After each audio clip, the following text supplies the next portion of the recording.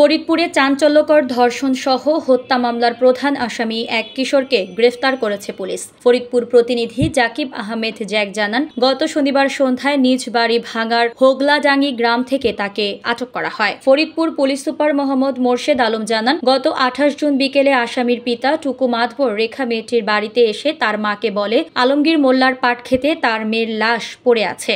রেখার মা তাৎক্ষণিক পুলিশকে খবর দিলে ঘটনাস্থলে গিয়ে পুলিশ মরদেহ উদ্ধার করে। মামলা দায়েরের পরপরই পুলিশ তথ্য প্রযুক্তির সহায়তায় ও স্থানীয় সূত্রের মাধ্যমে এর সাথে জড়িত সন্দেহে আসামিকে শনাক্ত করে গত 29 জুন সন্ধ্যায় তাকে গ্রেফতার করে। জিজ্ঞাসাবাদে অভিযুক্ত আসামি জানায়, মেয়েটি তার সম্পর্কে চাচাতো বোন। গত 28 জুন দুপুরে রেখা বাড়ির উত্তর পাশে পুকুরে গোসল করতে যাওয়ার সময় পুকুর পাড়ের পাশের পাট খেতে নিয়ে অভিযুক্ত কিশোর মেয়েটিকে ধর্ষণ করে।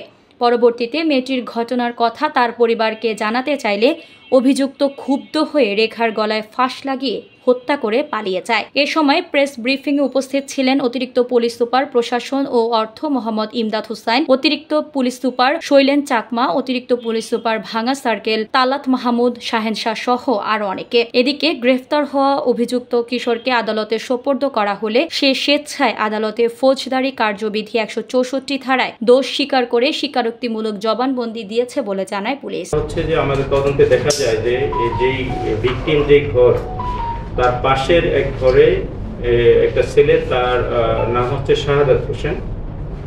সে হোগলাডাঙ্গি উচ্চ বিদ্যালয়ের 9ম শ্রেণীর ছাত্র। সে ওই দিন মেয়েটা যখন গোসল করতে যায়, গোসল করার পরে যখন তার পরনের কাপড় পরিবর্তন করে, ওই সময় সে পুকুর ঘাটে এটা দেখতে পায়।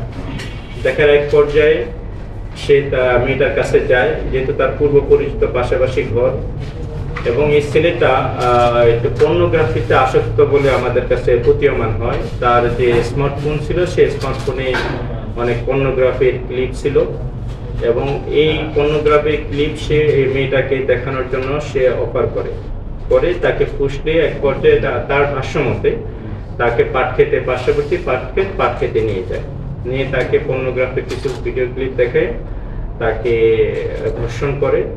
ধর্ষণের এক পর্যায়ে মেয়েটা বলে যে তার বাবাকে এই ঘটনা বলে দিবে। এই ভয় দেখালে সে কয়েকবারই তাকে অনুরোধ করে যে যাতে না বলে গার্ডিয়ানের কাছে, কিন্তু মেয়েটা বারবারই বলে যে না, সে এই কথা বলে দিবে। এক পর্যায়ে সে যখন তাকে কনভিন্স করতে না পারে, তখন তার যে পরনের কামিজ ছিল, কামিজ দিয়ে তার গলা পেঁচিয়ে 2-3 মিনিট ধরে রাখার পরেই সে নিস্তেজ হয়ে যায়। এবং এটা শাহাদাত হোসেনের ভাষ্য, সে 164 করে বিজ্ঞ আদালতে। আমরা তাকে বিজ্ঞ আদালতে সোপর্দ করার পরে সে তার এই স্বীকারোক্তিমূলক বক্তব্য বিজ্ঞ আদালতে প্রদান করে। এবং এই পর্যন্ত আমাদের কাছে এটাই অনেকটা নিশ্চিত যে সে একাই এই ঘটনাটি ঘটিয়েছে। সে নিজেই সেখানে মেয়েটার সাথে ফিজিক্যাল রিলেশন করে তাকে ওই মেয়েটার পরনের কামিজ দিয়েই তাকে তার গলায় পেঁচিয়ে তাকে শ্বাসরোধ করে হত্যা করা।